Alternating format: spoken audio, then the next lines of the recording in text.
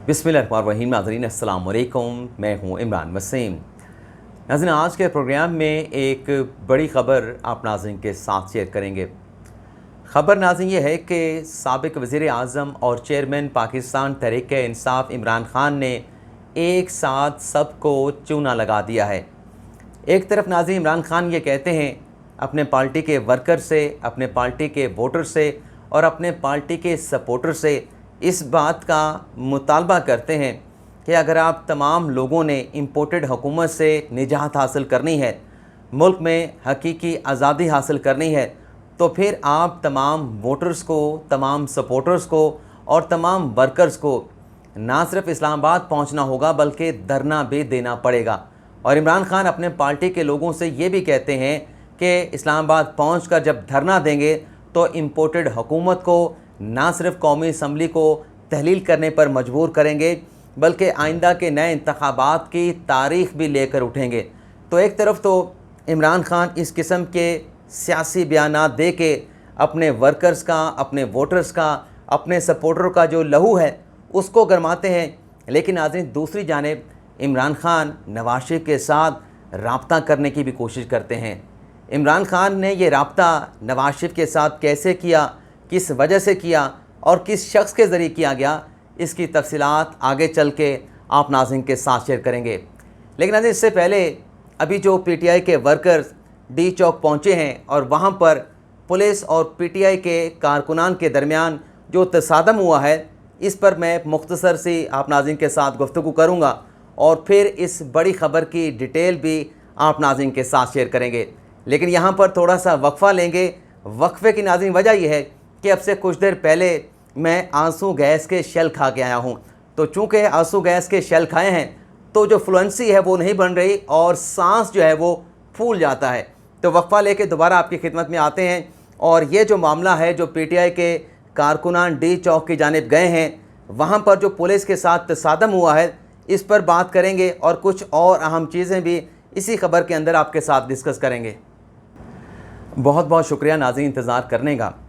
अब मैं कोशिश करूंगा कि आहिस्ता आहिस्ता बोलकर ये जो दो ख़बरें आपके साथ डिस्कस करनी है इसकी तफसीलात आपके साथ शेयर कर सकूं। नाज़रीन, आज सुप्रीम कोर्ट में जो पीटीआई के लॉन्ग मार्च के पेश नज़र समाअत हुई, जिसमें रास्तों की बंदिश के ख़िलाफ़ सुप्रीम कोर्ट ने अहकामात जारी किए।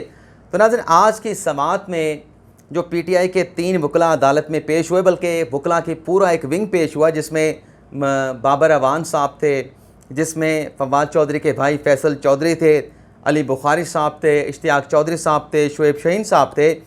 इन तमाम वकला की जानिब से अदालत के सामने ज़िद करके जो श्रीनगर हाईवे का G9 और H9 का ग्राउंड है, उस वेन्यू को हासिल करने की ज़िद लगाई गई, टिल लगा दिया गया कि हमें यही जगह जो है वो अपना एहतजाज करने के लिए दी जाए। हालांकि नाज़रीन जो अटॉर्नी जनरल थे अशतर औसाफ साहब, उनकी जानिब से अदालत को यह बताया गया कि जिस जगह पर पीटीआई ये अपना एहतजाज रिकॉर्ड करवाना चाहती है, धरना देना चाहती है, ये एक तो छोटी जगह है। पीटीआई ने कहा है कि हमारे हज़ारों कारकुनान जो है वो पहुँचेंगे, लाखों की तादाद में हमारे वर्कर्स यहाँ पर पहुँचेंगे, तो ये जगह इन्हें छोटी पड़ जाएगी। दूसरा, अशतर औसाफ ने कहा कि खुदकुश हमले की भी एक थ्रेट आई है, तो ये ओपन जगह है, ओपन स्पेस है, यहाँ पर जो सिक्योरिटी के इंतज़ामात हैं वो करना मुमकिन नहीं होगा। तो मुनासिब ही रहेगा कि इन्हें कोई मुतबादल जगह जो है वो दी जा सकती है। लेकिन बाबर अवान साहब अड़ गए। उन्होंने कहा कि नहीं, अगर आपने हमें जगह देनी है लॉन्ग मार्च के लिए, जो एहतजाज करना है वो हम इसी जगह पर करेंगे। तो बहरहाल जज साहबान ने बाबर अवान साहब की ये बात मान ली और हुक्म दे दिया कि पीटीआई को जो श्रीनगर हाईवे है, G9 और H9 का जो ग्राउंड है, वहाँ पर इन्हें अपना एहतजाज करने की जो है वो इजाज़त दी जाए। और आईजी पुलिस को हुक्म दे दिया कि आप सिक्योरिटी से मुतल्लिक 3 घंटे के अंदर तमाम इंतज़ामात करेंगे। एक तो नाज़रीन ये मामला हो गया, यानी ज़िद करके श्रीनगर हाईवे का वेन्यू ग्राउंड हासिल किया गया कि हमने यहीं पर जो है वो लॉन्ग मार्च का एहतजाज करना है। दूसरी जानिब नाज़रीन इमरान ख़ान के जो आज बयानात सामने आए, उसमें इमरान ख़ान का जो भी बयान आया, इमरान ख़ान ने कहा कि मैं रुकावटों को अबूर करके डी चौक पहुँचूँगा। अब आप तज़ाद देख लें कि वर्कर को कहा जा रहा है कि आप डी चौक पहुँचें और सुप्रीम कोर्ट में मिन्नत समाजत की जा रही है, ज़िद की जा रही है, ख्वाहिश का इजहार किया जा रहा है कि हम डी चौक नहीं आएंगे बल्कि हम अपना जो एहतजाज है वो श्रीनगर हाईवे पे करेंगे। तो सुप्रीम कोर्ट ने सेफ पैसेज दे दिया कि चलें, जो आपकी बात है वो मान लेते हैं, लेकिन सरकारी इमलाक को नुकसान ना पहुँचे, कोई अनटुवर्ड्स जो है वो इंसिडेंट नहीं होना चाहिए, और जो कानून है और जो आइन है उसके अंदर रहते हुए आप एहतजाज करेंगे, और जो सुप्रीम कोर्ट की गाइडलाइन है उन्हें मलूज़ खातर रखा जाए। तो एक तरफ तो ये अदालत ने हुक्म दे दिया, और नाज़रीन इस हुक्म के चंद मिनट्स या 1-1.5 घंटे के अंदर ही पीटीआई के नाज़रीन कुछ देर पहले वर्कर जो है वो डी चौक की जानिब गए, और वहाँ पर उनका पुलिस के साथ जो है वो तसादम हुआ। जब तसादम हुआ, क्योंकि डी चौक को तो सील किया गया है, जो डी चौक के सामने कंटेनर लगाए गए हैं उसे हटाने की कोशिश की गई, तो पुलिस के साथ तसादम हुआ। पुलिस ने आंसू गैस का इस्तेमाल किया, और इसके बदले में जो पीटीआई के वहाँ पे वर्कर पहुँचे, उन्होंने जो ग्रीन बेल्ट थे, एक तो कंटेनर वहाँ से उल्टा दिया, और दूसरा जो ग्रीन बेल्ट, हालांकि इमरान खान के मैनिफेस्टो में है कि हमने जो मौसमियाती तब्दीलियाँ पाकिस्तान में हो रही हैं उसको रोकना है, मुल्क में दरख्त लगाने हैं, सब्ज़ा लगाना है, ताकि पाकिस्तान में ग्रीनरी हो सके। लेकिन यहाँ पे हमने देखा, और मैं वहीं से आंसू गैस के शेल खा के आया हूँ, तो मेरी अभी उस तरह से जो सांस कह लें वो सांस नहीं ले पा रहा। तो वहाँ पे जो ग्रीन बेल्ट्स थी उनको आग लगा दिया गया, वहाँ पे दरख्तों को आग लगा दिया गया, इमलाक को नुकसान पहुँचाया गया। हालांकि सुप्रीम कोर्ट में यकीन दहानी करवाई गई कि ऐसा कुछ नहीं करेंगे, और ब्लू एरिया में एक दुकान को भी आग लगा दी गई, और शहबाज गिल साहब ने बड़ा मुनफरद किस्म का स्टेटमेंट दिया कि इससे हमारा कोई ताल्लुक़ नहीं, अगर ब्लू एरिया में किसी दुकान पे आग लगी है तो ये इल्ज़ाम हमारे ऊपर ना थोपा जाए। यानी एक तरफ आप इस तरह का काम करते हैं, और फिर जो जलाओ घिराव के नतीजे में अवाम का नुकसान होता है तो आप उसकी ज़िम्मेदारी लेने के लिए तैयार नहीं होते। तो सवाल यह है कि जब आप बात कर रहे थे कि आपने श्रीनगर हाईवे पे एहतजाज करना है, तो यहाँ पर आप क्या करने के लिए आए? तो ये सवाल अपनी जगह पे मौजूद है। हमने अपनी आंखों से देखा कि आप जो सुप्रीम कोर्ट में बार बार एक ही बात करते रहे कि श्रीनगर हाईवे और श्रीनगर हाईवे, इसके अलावा कोई वेन्यू एहतजाज के लिए काबिल कबूल नहीं। तो एक तो ये जो हक़ाइक़ हैं वो आप नाज़रीन के खिदमत में हमने पेश करने थे। अब हम बात कर लेते हैं कि इमरान खान साहब ने एक साथ कैसे पार्टी के वर्कर, वोटर और सपोर्टर को चूना लगाया है। नाज़रीन आज एक ख़बर चली जिसमें डील और ढील से मुतल्लिक बात की गई, और ये कहा गया कि हुकूमत के और पीटीआई के मामला तय हो रहे हैं। एक तो इस खबर की शाह महमूद कुरैशी साहब ने तरदीद कर दी, खान साहब ने भी तरदीद कर दी, लेकिन आज अब से कुछ देर पहले मरियम नवाज़ ने प्रेस कॉन्फ्रेंस की है, और अयाज सादिक का भी एक स्टेटमेंट सामने आया है। इसमें नाज़रीन कहा यह गया है, मैं दोनों के बयानात नहीं पढ़ता बल्कि जो असल ख़बर है वो आपके साथ हम शेयर कर लेते हैं। ख़बर में नाज़रीन ये बताया गया है कि 23 मई को पीटीआई के रहनुमाओं की जानिब से परवेज़ खट्टक, अपना फवाद चौधरी और एक रहनुमाओं की जानिब से हुकूमत के साथ रब्ता किया गया, अयाज सादिक के साथ रब्ता किया गया, और ये कहा गया कि कोई दरमियानी रास्ता निकाला जाए। हम लॉन्ग मार्च की तारीख़ का ऐलान कर चुके हैं, लेकिन हम ये चाहते हैं कि हमारा काफ़िला जब 25 को निकले उससे पहले हम कुछ चीज़ें तय कर लें, कुछ हम आपको दे दें और कुछ आप हमें दे दें।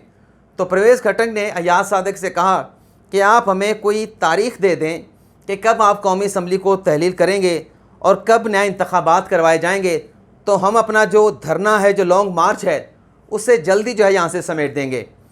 तो अयाज सादिक का जब ये प्रपोज़ल पेश किया गया, ख़ुद रब्ता किया गया, तो अयाज सादिक ने कहा कि मुझे इस मामले के ऊपर नवाज शरीफ से रब्ता करना पड़ेगा। तो अयाज सादिक ने नवाज शरीफ के साथ रब्ता किया।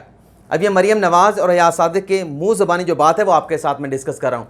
अच्छा, और भी एक चीज़ है, जिन दोस्तों को एतबार नहीं आता उनके लिए एक और चीज़ भी मेरे पास मौजूद है।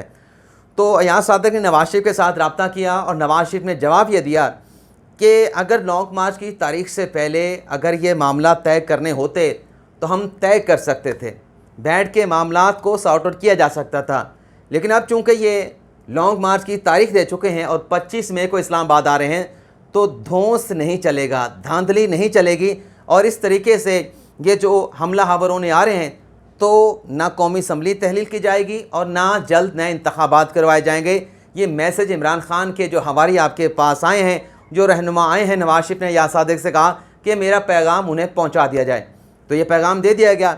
और आज भी नाज़रीन पेशावर से चलने से पहले, रवाना होने से पहले जो ख़बरें इस्लामाबाद में चल रही हैं, एक से ज़्यादा सोर्सेज इस बात की तस्दीक कर रहे हैं। यानी अयाज सादिक को भी निकाल दें, मरियम नवाज़ को भी निकाल दें, सहाफ़ती सोर्सेज को भी निकाल दें, लेकिन नाज़रीन इंटेलिजेंस सोर्सेज ये बता रहे हैं कि आज भी पीटीआई के कुछ रहनुमा, जिसमें असद उमर साहब थे, असद कैसर साहब थे और परवेज़ खटक साहब थे, उन्होंने राब्ता किया और यहाँ पे एक बैठक हुई स्पीकर के हाउस में, और वहाँ पर इन तमाम मामलात पर गौर हुआ और रिक्वेस्ट की गई कि हमें यही जगह दी जाए जहाँ पर हम श्रीनगर हाईवे पे एहतजाज करना चाहते हैं।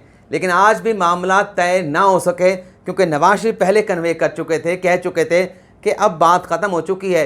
जब धरने का ऐलान कर दिया गया है, लॉन्ग मार्च का ऐलान कर दिया गया है, तो फिर इनके साथ किसी किस्म के मामला तय नहीं करने।